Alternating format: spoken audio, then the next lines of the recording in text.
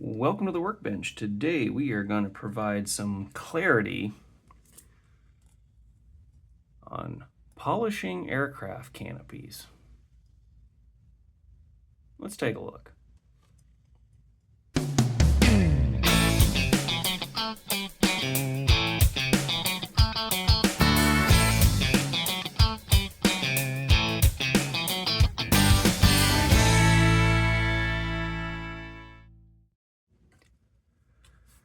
So why do we have to polish aircraft canopies? Well, usually one of two reasons, and sometimes both reasons at the same time. Reason one is there is some scuffs and scratches on the canopy from rubbing around inside the box.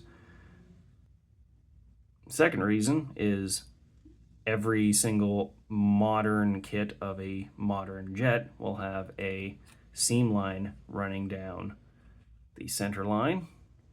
And in the case of the canopy in my 148 scale Hasegawa F-16D, we've got both of those. So this kit came out in the late 80s, and this canopy looks like it's been dancing around inside the packaging for all 40 of those years, in addition to having that center line seam.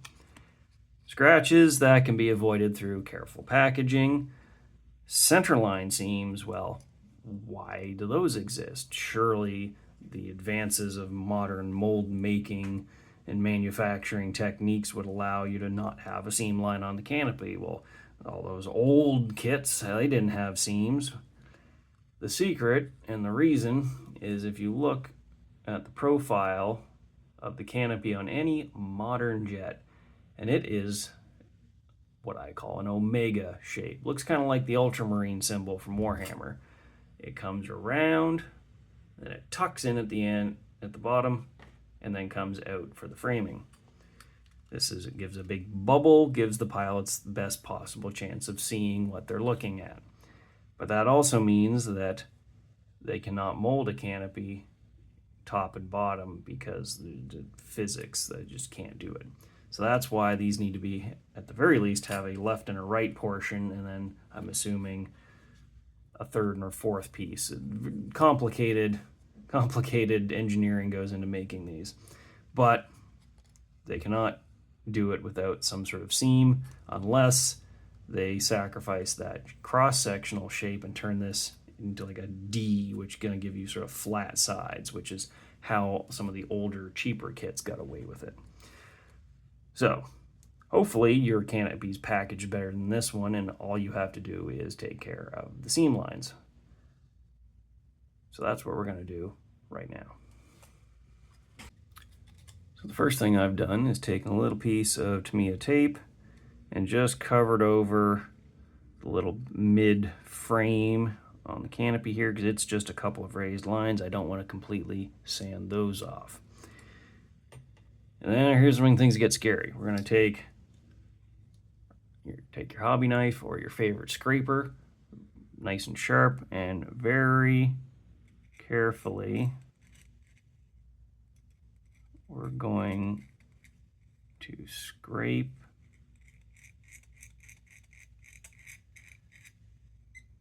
that seam line down.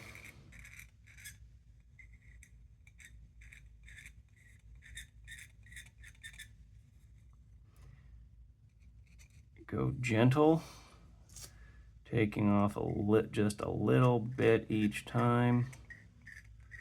You don't want to have to do any more work than absolutely necessary.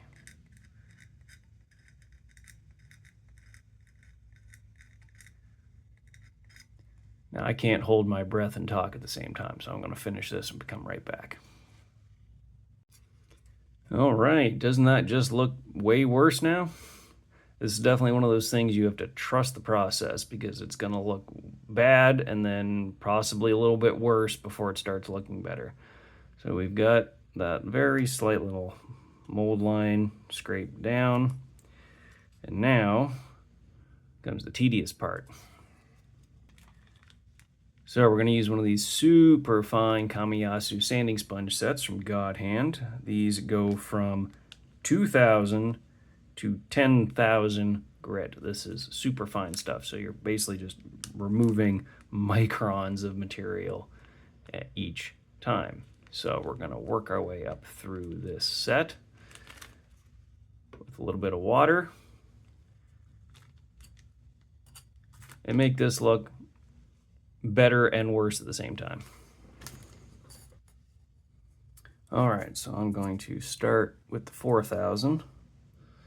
Add a little bit of water and very carefully go back and forth over that center seam. Of course, you're going to want to rock this back and forth so you're not creating a flat spot on the canopy, because that's not going to look pretty either. You might wonder why I'm not starting at the 2000. On my last F16 where I did this, I found the 2000 was a bit too much. And the coarser you go, obviously, the more grits you have to work your way through to smooth it out. So we're going to start at the 4000 here. And that is working very nicely. Okay, next step, 6000. One thing that I learned, and you want to keep in mind, is that when you're sanding, especially with these really high grits, you don't want to continually keep sanding the same direction. You want to change by about 45 degrees. So you're always cutting across your previous grit. Otherwise, basically what happens is the smaller grit on the next stage just sits in those little scratches and doesn't actually remove them. So we're just gonna work at a 45, opposing our previous step. And once again, using some water and very little pressure, start removing the scratches. All right, you guys keeping track? Time for 8000.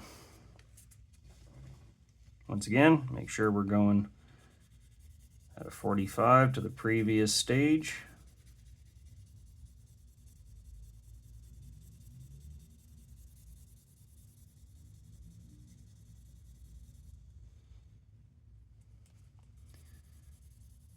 Use plenty of water and not a lot of pressure, and just take your time. Right. Almost there. Time for 10,000, our last sanding step.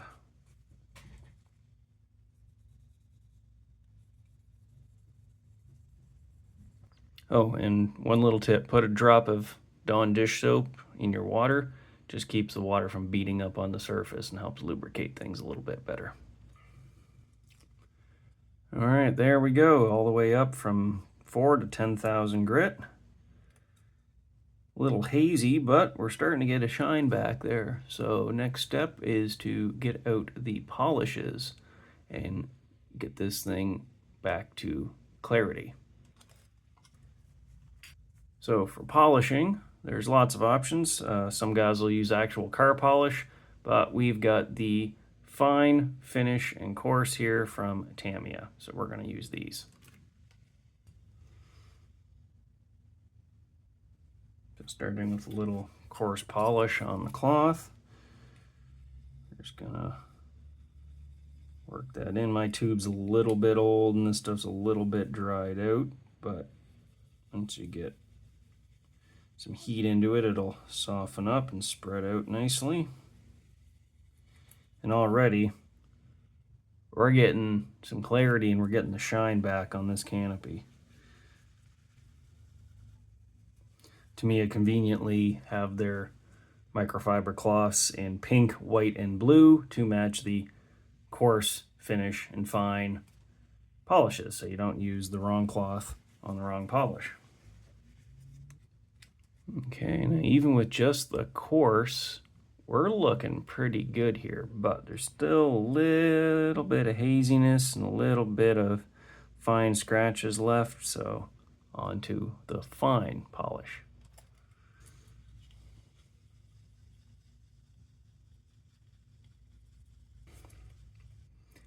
Got the fine polish, and it's starting to look really nice now, almost better than it was.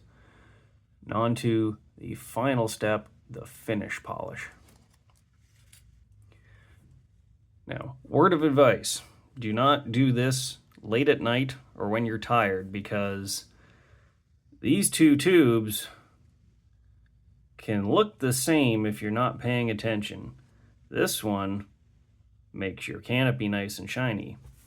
This one ruins your entire project, so be warned.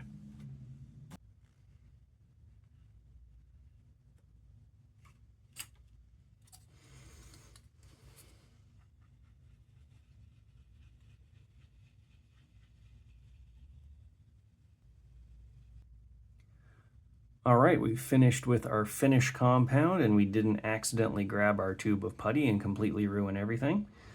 Back half here, you still see where we just only scraped down the line. We've done no work. It still has a few dings and scratches from packaging. But the front half, the seam line is gone. Scratches are gone. And we've buffed out all of the hazing, so this thing is looking super clear and super shiny. Better than when we started. Is this a pain in the butt to do? Yeah, kind of. Do you have to do this? Could you just leave the seam line on your canopy? Yeah, sure, it's your model. But if you want to make it look just that little bit better, a few minutes, a few simple tools and supplies, and this thing is going to be looking just like the real thing. So, thank you very much for watching. I'm going to go polish up the back half here, and we'll catch you next time.